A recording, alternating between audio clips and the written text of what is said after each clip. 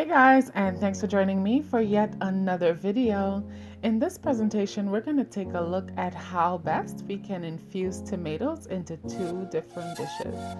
So in this instance, we're going to be infusing some pasta with tomatoes, as well as we're going to be cooking some shrimp and then also infusing it with the tomatoes. So let's take a look at how best we can use tomatoes, especially in this season weather.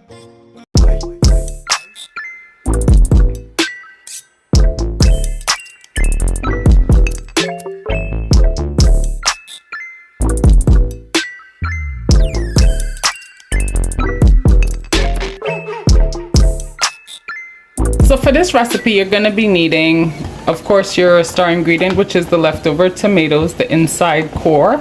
If not, you can use a can of diced tomatoes. I also have 3 tablespoons of shredded coriander, as well as a small onion minced. I have some oyster sauce, some chicken-based seasoning, regular salt, minced garlic, parsley flakes, green seasoning, minced ginger, 1 cup of regular 2% milk. It's warm at this point. I have some spaghetti. We're going to be using a handful of that. 3 tablespoons of flour, 3 tablespoons of butter as well.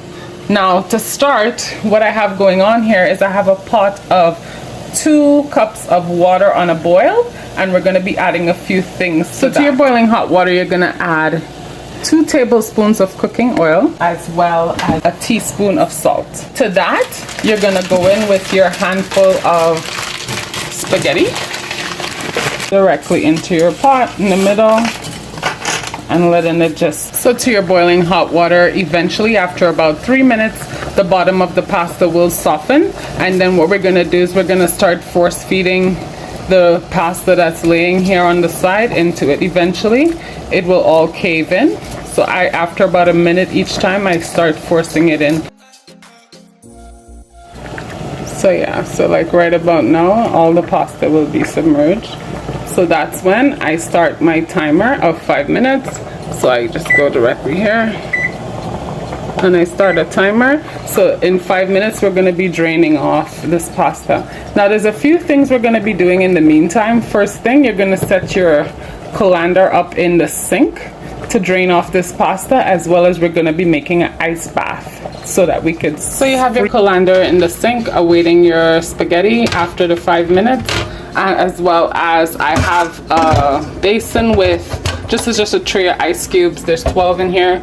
I'm just going to run some cool water on top so there's enough, and that this gets nice and chill for when the pasta is done, because when I'm done submerging it here and it drains off, it's going directly into this ice bath so that it will shock. Hey guys, so my timer is just going off right now, and it's time to take out this pasta. We don't want it to overcook it because it's going into a second process of cooking. So we're going to be taking this directly over to our strainer. One thing I wanted to mention is you're going to be needing a bit of hot water for this meal. So what I did was I put a basin there so that when I strain it, it'll collect some of that hot water for me, because I'm probably going to need about a cup of it. So right after you drain the pasta, you're going to submerge it directly on top of that water bath. So you'll see the water went through the pasta there. So it's totally submerging that ice bath. In the meantime, you're going to have a measuring cup here where you're going to just pour that hot water into it that you used from draining off the pasta, and you're going to set it aside. We're going to be using that almost immediately for the next process. Yeah guys, so the main reason of me putting this pasta in this ice water bath is so that it shocks it and it stops it from cooking. It kind of shocks the pasta, and the coolness takes out, you know what I mean, it makes it cool so it stops continuously cooking. I don't want the pasta to cook any more than what I stopped it at. So at this point, I just touched, the water is cool, so I'm just going to be taking it out of this ice water bath, shaking it off, and I'm going to set it aside to just drip dry until needed for cooking. So our next process will be to get a regular size cooking pot, and to that we're going to add 3 tablespoons. In this case, I'm using margarine. So we're going to add 3 tablespoons of margarine to a pot and allow it to melt completely.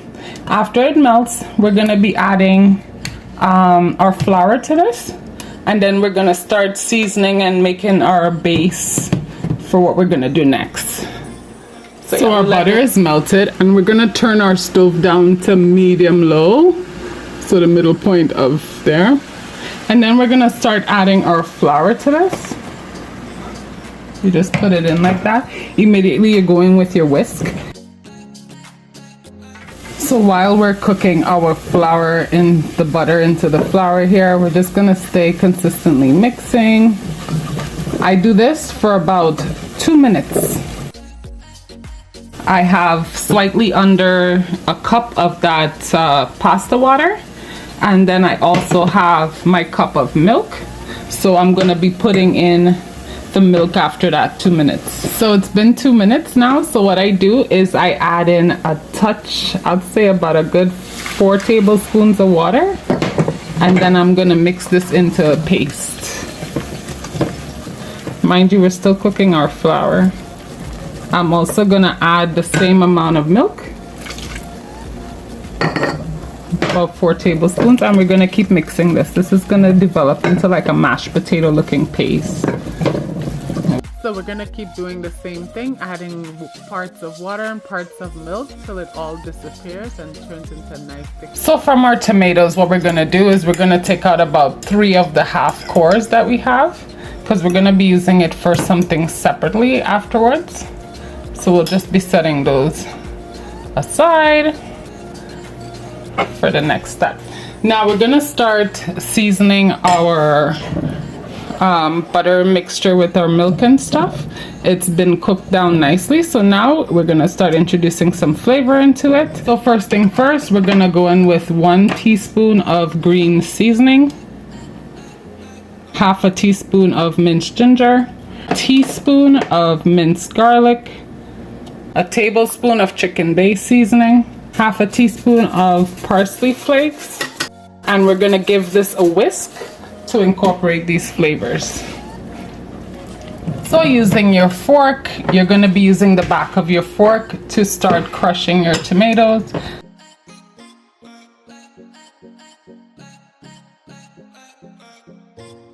Hey guys, so after I smashed it out, I took out the bigger clumps. So as you can see, there isn't too much big clumps. However, there's great traces of tomato, which is what I wanted. So just for a point of reference, I'm gonna be transferring this into a measuring cup to see how much it was, so we can have a measurement. So at this point we have,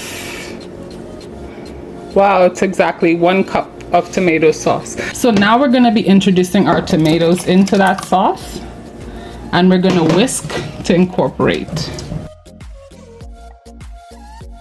So guys, right after you mix in your sauce, it's the perfect time to add in your pasta at this point.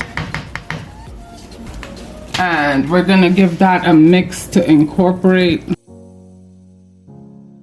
And what we're gonna do now, after we mix this in completely and it's nice and creamy, mind your fire's still on a medium low. We're gonna just be going in with, I'd say about a teaspoon of fresh cilantro, and as well as a teaspoon of fresh onion. And we're also gonna hit it with a hint of parsley flakes, about another half a teaspoon. Now we're gonna give those items a mix, a complete mix into this to incorporate.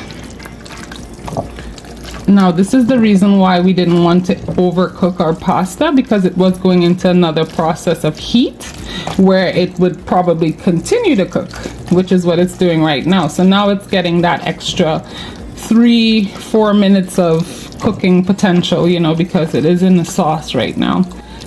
So this dish is pretty much done. So here I present to you a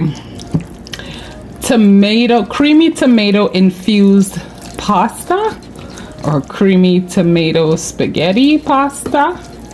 I'm going to be cooking a side that goes along with this immediately, and I'll show you what it serves up to look like once the side is done. But this is ready to be served. I'm just going to transfer it out now into a serving dish. Hey guys, so now we're back with the second half of this video, which is the protein. So we're going to use our tomatoes once again with the protein. Right now I have the fire on a medium high setting. and I'm just placing in a tablespoon of butter to be melted. First thing first, once our butter is melted, we're gonna go in with our tomatoes, and we're gonna turn our fire up to medium high, and then we're gonna integrate these tomatoes into this butter and let it develop, you know, itself. So we're gonna do that for about 5 minutes. We're gonna leave this be for 5 minutes in the butter to cook. We're gonna stir it intermittently just so everything gets a dose of the butter to be cooked for 5 minutes. So now that it's been 5 minutes, our tomatoes have totally bloomed. I've been using the back of my spoon throughout just to help mash it out a bit better. So now that that happened and we turned up the fire for that to take place, we're gonna turn it back down to medium.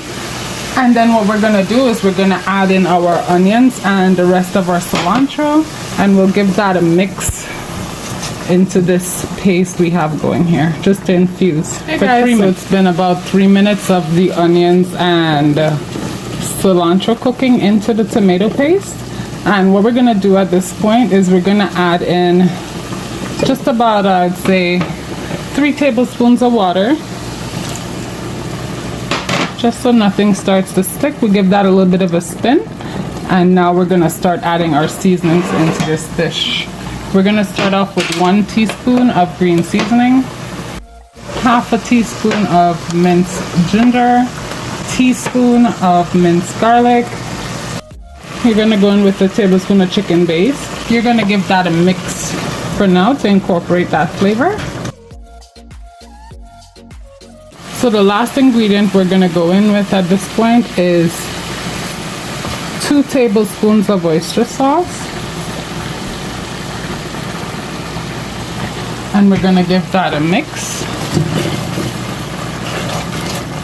And now we're gonna go in with I have some cooked shrimp, salad shrimp here. I'm gonna be putting in a generous amount of that into this sauce and allowing it to cook. It's been, we put in, I'd say roughly about 60 shrimp in here. And we're gonna mix that into our flavor. That shrimp was cooked and it was from frozen, so the shrimp in here is frozen. So we're gonna let this flavor develop into the shrimp. It's good to use frozen shrimp because while it's defrosting, it will be inhaling all the flavor that surrounds it. So we're gonna let this cook for about a good 5 minutes, and then we'll be back to check it at that point. Hey guys, so after 5 minutes of cooking the shrimp, it's well soaked in all this flavor that's in this pot. One thing we're gonna do at this point is we're gonna turn off our fire. I'm actually gonna taste the sauce right now. And it's pretty much perfect to how I like. So I just came back to show you the finale of the shrimp. It is cooked and ready to be served. Now this is called a tomato infused shrimp. So this will be going right over top the spaghetti that we just made, the tomato infused spaghetti. And yeah, so this is a complete meal made out of leftover tomatoes as the prime ingredient, y'all. I'll show you what that plate looks like. Hey guys, so I just wanted to come back and show you the finale of this meal. So here we have our tomato infused shrimp over our creamy tomato infused spaghetti. I have it along with some beets and some mixed vegetables. I have a few plates like that. So yeah, I just wanted to come back and show you what it looks like. And this is definitely ready to be served.